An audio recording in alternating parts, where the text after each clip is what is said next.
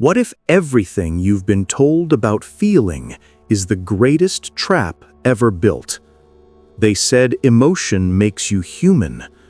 They said empathy makes you good. But look around you. Does the world reward kindness, or does it devour it? How many gentle souls have you seen destroyed by people who felt nothing? How many honest men have been betrayed by smiles they thought were real? This is the secret they never wanted you to uncover. Emotion is not power. Emotion is the leash around your neck. They teach you to express yourself, to be authentic, to be open. But openness is exposure. Authenticity is vulnerability. And vulnerability in the hands of others is a weapon aimed at your heart. The truth, the one hidden beneath centuries of moral preaching, is this: he who controls emotion controls everything. He who feels nothing cannot be controlled. Niccolò Machiavelli understood this 5 centuries before the world pretended to care about feelings. In The Prince, he didn't write a guide for good men. He wrote a manual for conquerors, for those who understand that morality bends under the weight of results. He saw through the illusion. He saw that men who lead with their hearts die by their hearts, that compassion is a currency that devalues the moment others realize you still care. Because when you care, you hesitate. When you hesitate, you lose. Tell me this, how many times have you stopped yourself from saying what needed to be said because you didn't want to hurt someone's feelings? How many times have you forgiven the unforgivable, hoping they'd finally see your kindness? How many times did that mercy buy you peace? It didn't. It bought you manipulation. It bought you repetition. It bought you weakness. Machiavelli knew the pattern. He wrote, "A man who wishes to act entirely up to his professions of virtue soon meets with what destroys him among so much that is evil." Translation: in a world of wolves, the sheep who insists on staying pure will not live to see the next dawn. You live in an ecosystem of advantage and appearance, not sincerity. People don't love you for who you are, they love you for what you give. The moment your supply runs dry, so does their affection. But fear is loyal. Fear remembers. Fear obeys. To be feared is to be free from dependence.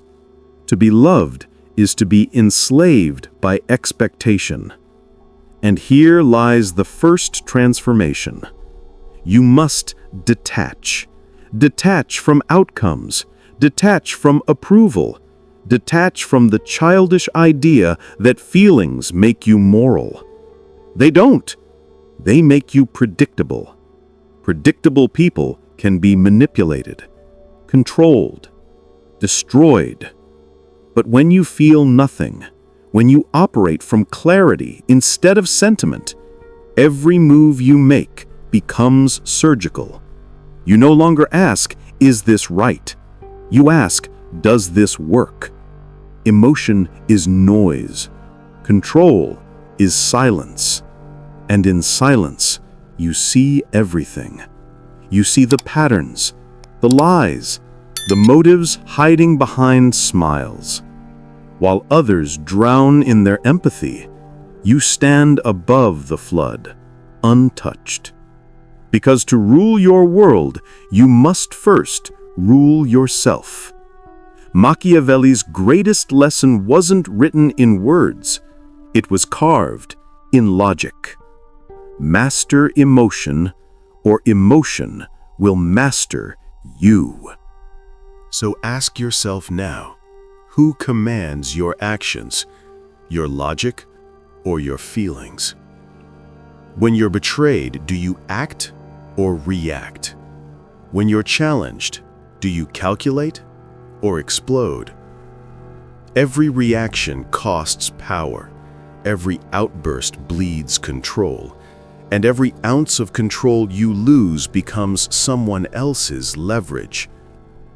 You must learn the art of stillness, the calm beneath the chaos.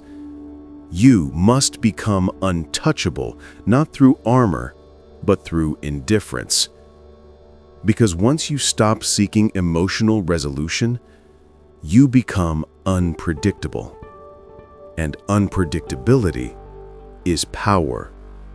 They can't manipulate what they can't read. They can't control what they can't provoke. You think detachment makes you cold. It doesn't. It makes you clear. You think emotion makes you human. It doesn't. It makes you manageable. When you kill the impulse to feel before you act, you evolve. You step outside the game of reaction and become the one who designs it. Machiavelli never begged for understanding. He didn't crave validation. He wrote for those who wanted to win, not those who wanted to be liked. And you, if you're listening now, you are here because you're tired of being controlled. You're done being the emotional puppet pulled by guilt, love, anger, or pity. So burn it all. Burn the need to be liked. Burn the hope of being understood. Burn the illusion that morality equals safety. Because power is not given to those who feel deeply. It is taken by those who feel nothing and see everything. This is where it begins. This is where emotion dies and control is born. Feel nothing. Control everything.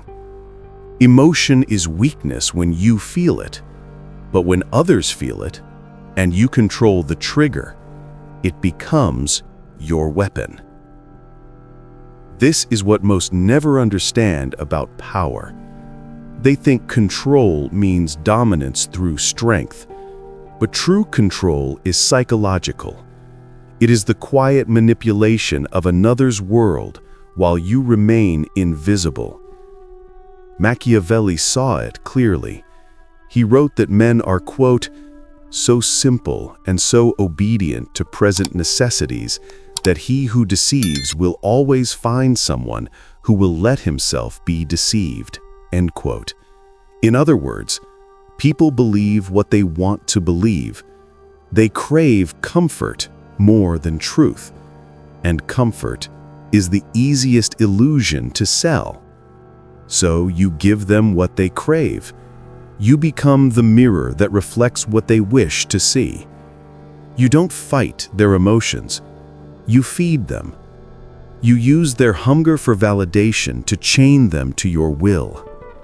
Because emotion in others is leverage. Their anger blinds them. Their guilt weakens them. Their love enslaves them. And you, calm, detached, observant, become the silent puppeteer behind the scene. Think of the great manipulators of history. They didn't conquer through strength alone. They conquered perception. They made others feel safe while leading them into cages. They made others feel free while tightening the leash. This is the Machiavellian Paradox. You don't destroy emotion.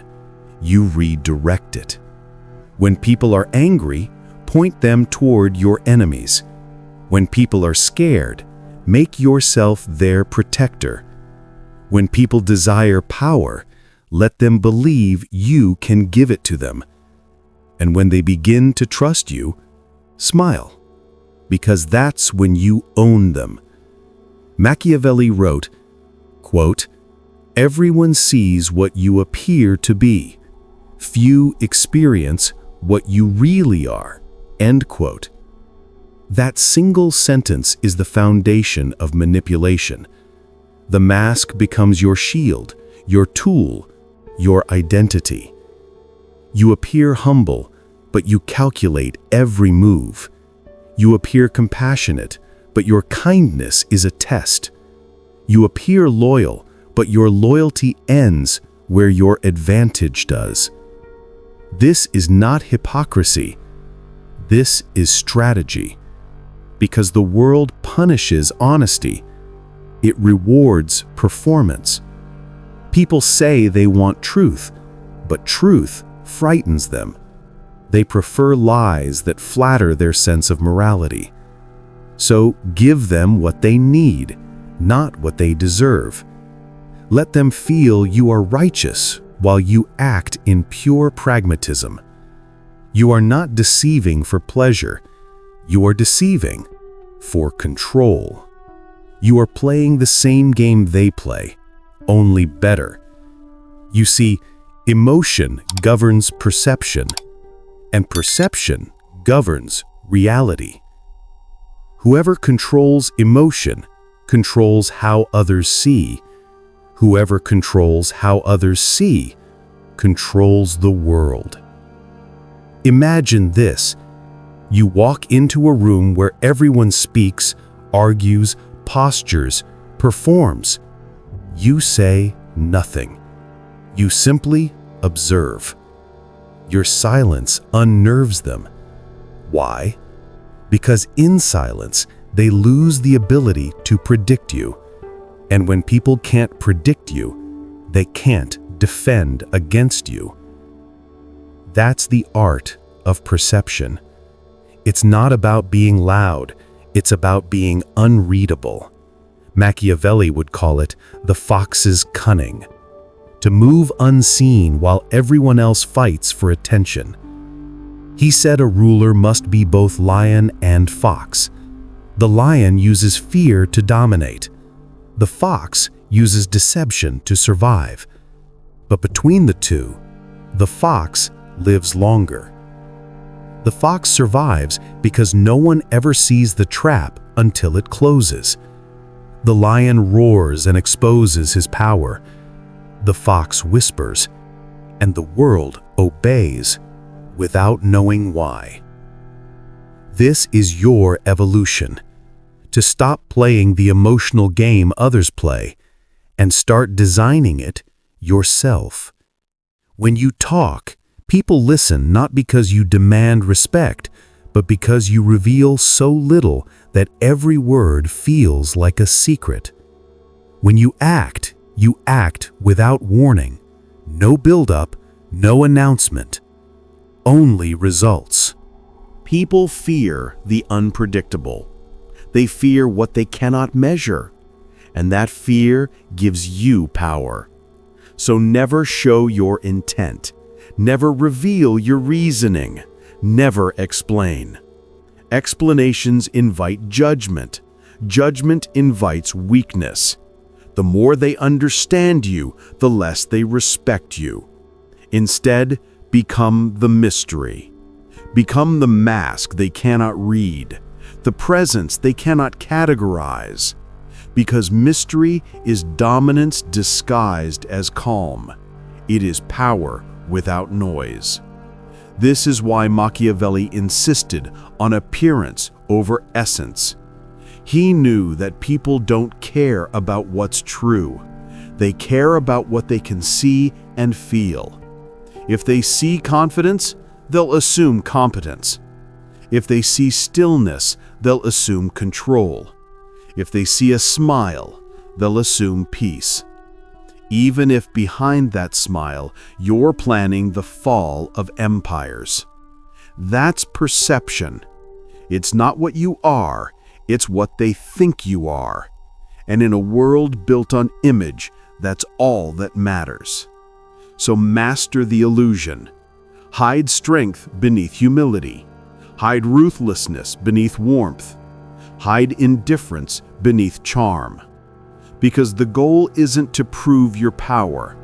The goal is to make others hand you power willingly, believing it was their idea all along. This is the Machiavellian way. Not brute domination, but elegant control. Not fear alone, but fear wrapped in admiration. Not visible strength, but invisible leverage. And once you master it, the world becomes your theater. Every smile becomes a lie they believe. Every silence becomes a sentence they interpret. Every move you make becomes prophecy. You no longer chase influence, it gravitates toward you. Because people are drawn not to what they understand, but to what they can't. They mistake mystery for depth. They mistake control for calm. They mistake strategy for destiny. And you, unmoved, unshaken, untouchable, become the silent God behind their emotions. Because while they feel, you plan. While they react, you act. While they dream, you decide. That's how you control the game. You don't kill emotion, you own it. You plant it in others, you weaponize it. Emotionless doesn't mean empty. It means full of purpose. It means directing the world's chaos with surgical precision. You are not a participant anymore. You are the orchestrator. They think they see you. They don't. They see what you've allowed them to see, and that's enough. Because control is not about force, it's about perception. And perception, when mastered, bends reality itself. You've learned to silence emotion. You've learned to shape perception. But there's still one chain left, the heaviest of all: guilt. The invisible weight that drags every strong man back into submission. The soft whisper that tells you, you've gone too far. The moral leash disguised as conscience. Understand this: guilt isn't born in you, it's programmed into you. It's the system's way of taming lions, of turning predators into pets. From the moment you were a child, they taught you to feel bad for wanting more. They taught you to apologize for your hunger. They taught you that ambition was arrogance, that self-preservation was cruelty, that victory was greed. Why? Because guilty men are easy to control. A man who doubts his own motives will never act freely. He'll hesitate, he'll question, he'll surrender. And hesitation is death. Machiavelli knew this. He wrote, "A man who strives after goodness in all his acts is sure to come to ruin, since there are so many men who are not good." That's not cynicism, that's mathematics. In a world where most act out of self-interest, being selfless is suicide. You must unlearn guilt, not by ignoring it, but by dissecting it. Every time you feel it, ask, who benefits from this feeling? When you feel guilty for setting boundaries, who benefits? When you feel bad for saying no, who benefits? When you feel responsible for someone else's emotions, who benefits? It's never you. It's always the ones who've learned how to weaponize your morality against you. Machiavelli said, "The promise given was a necessity of the past. The word broken is a necessity of the present." He's not praising dishonor. He's reminding you that loyalty to yesterday's decision can destroy today's opportunity. Guilt binds you to the past. Control demands loyalty to the present. The world changes every second. Situations shift. Alliances collapse. What was moral an hour ago might be suicidal now. And if you're still chained to outdated promises, you lose the game before the next move is made. That's why guilt must die. Because guilt keeps you loyal to mistakes. It makes you play fair in a world that rewards deception. You must train yourself to act without apology. You don't owe anyone an explanation for doing what ensures your survival. You don't owe the world an emotional justification for your success. You don't owe anyone guilt for winning. The man who feels guilty for victory invites defeat. The man who feels nothing achieves everything. You see, guilt is not morality.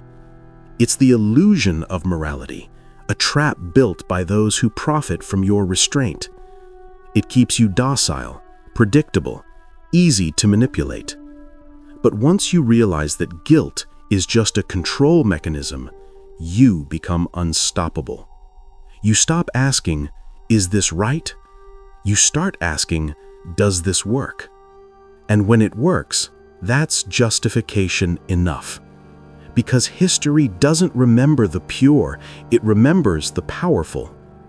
The men who acted when others hesitated. The men who broke promises, betrayed expectations, and rewrote the rules, then built empires from the ashes. Machiavelli never glorified cruelty for its own sake. He glorified necessity. He understood that morality is not universal, it's situational, that sometimes the most moral act is the one that appears the most ruthless. When a ruler spares his enemy out of guilt, he invites rebellion. When he eliminates the threat, he ensures peace. Which act is truly good? The one that feels kind, or the one that preserves stability for thousands? That's the question of power. It doesn't ask what's good, it asks what endures. And the only morality that endures is effectiveness. So when you act cleanly, no hesitation, no remorse. The guilty man strikes twice, once at his target, once at himself. The controlled man strikes once. Precision, not pity. Purpose, not apology. And here's the truth that terrifies the weak. When you erase guilt, you don't become evil. You become efficient. Your mind clears. Your focus sharpens. Decisions that once felt impossible become obvious. Because guilt clouds vision. It makes you second-guess logic with emotion.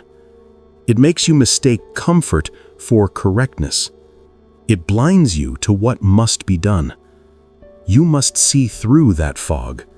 You must see reality without filters. People will call you cold. Let them.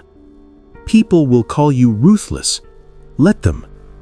People always label what they don't understand. And they will never understand the peace of a man who feels nothing unnecessary.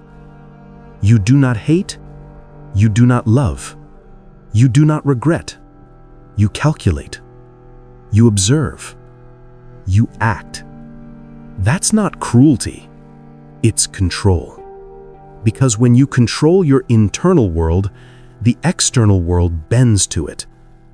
Machiavelli wrote, "The end justifies the means." It's the line everyone quotes, but few truly understand. It doesn't mean the means are irrelevant. It means the means only matter in relation to the result. A cruel act that produces order is more moral than a kind act that breeds chaos. You must learn to think in results, not reactions, in outcomes, not opinions. The world doesn't care about your intentions, it only sees your impact. You can cry about fairness or you can shape reality, but you cannot do both. And once you see that clearly, guilt evaporates, because guilt depends on illusion. The illusion that everyone plays the same game, but they don't. The world is full of smiling liars pretending to be saints, and they will condemn you for doing openly what they do secretly. So stop seeking their approval. Their morality is theater. Their guilt is costume. Their kindness is currency. You, on the other hand, are not an actor. You're the director. You choose when to end the scene. You choose who stays and who vanishes from your script. Feel nothing. Regret nothing. Control everything. Because guilt doesn't protect you, it disarms you. And the man who walks unarmed into a world of predators deserves his fate. So burn the guilt. Turn it into focus. Transform it into strategy. Let others drown in their conscience. You will sail above them, calm, calculating, untouchable. The man who feels nothing cannot be manipulated. He cannot be blackmailed by emotion or bound by regret. He moves through the world like a ghost, unseen, unbothered, unstoppable. That is freedom. That is sovereignty. That is what it means to rule yourself. And when you rule yourself completely, no one else ever will. After you've silenced emotion and buried guilt, you face the final enemy of control: noise. Noise is the endless chatter of the world, the boasting, the explaining, the justifying. It is the sound of men announcing their plans and wondering why they fail. Silence is what separates the rulers from the ruled, because silence is information, and information is power. Machiavelli understood this perfectly. He wrote that a wise man does at once what a fool does at last. The fool talks first, thinks later, and calls his ruin bad luck. The wise man thinks first, moves once, and lets the results speak for him. You must learn this discipline. Speak little, act precisely. The fewer words you give the world, the less it can use against you. Every sentence you utter is a window into your mind. Every reaction you show is a signal, and the world is full of hunters who read signals. So, you become unreadable. You learn to listen more than you speak, to observe more than you declare, to move while they're still talking. Because when you move in silence, you eliminate resistance before it forms. They can't oppose what they don't see coming. They can't defend against what they don't understand. You don't warn. You don't announce, you execute. Machiavelli advised rulers never to attempt to win by force what can be won by deception. Force is loud, deception is silent, and silence always wins the longer game. Think of how predators hunt. They don't roar before the strike. They watch. They wait. The stillness is the warning. That is what you must become, the stillness before the storm. When you're silent, people fill in the blanks with their own fears. They project motives, doubts, admiration.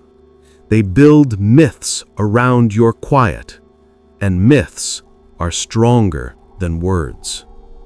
You gain power not by convincing them you're dangerous, but by letting them convince themselves.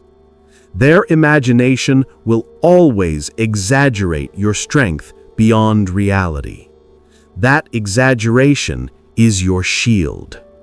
Silence turns you into a question they can't answer, and people fear what they can't define. So learn the art of deliberate quiet. In conversation, speak last. When attacked, pause. When provoked, smile. When cornered, observe. Because reaction is what your enemies want. Reaction gives them feedback. It tells them which tactic works. But silence gives them nothing. They swing in the dark, wasting energy, exposing their own patterns while you remain still. You become the mirror, reflecting everything, revealing nothing. In war, the loud general loses. The one who broadcasts his plan invites sabotage. But the general who says nothing, who moves unseen, terrifies even his allies, because no one knows where he'll strike next. That's the position you must hold, in life, in strategy, in power. Let your presence speak louder than your words. Let your results echo where your voice never went. And when you finally choose to speak, every word lands like a blade, because silence gives your voice weight. People remember what is rare. They forget what is constant. The constant talker becomes background noise. The quiet man becomes an event. This is why kings don't shout. They decree. A single sentence decides the fate of thousands, because their silence has already done the work. Learn to cultivate that aura, not through arrogance, but through restraint. The less you express, the more they assume. And assumption, when managed correctly, becomes influence. People crave certainty. They beg for clarity. You must deny it. Let them wonder. Let them guess. Uncertainty breeds dependence. They keep coming back to interpret you, to understand you, to get your approval. That's how control works. Machiavelli didn't tell rulers to be loud or visible. He told them to appear only when necessary, to reveal only what strengthens their position.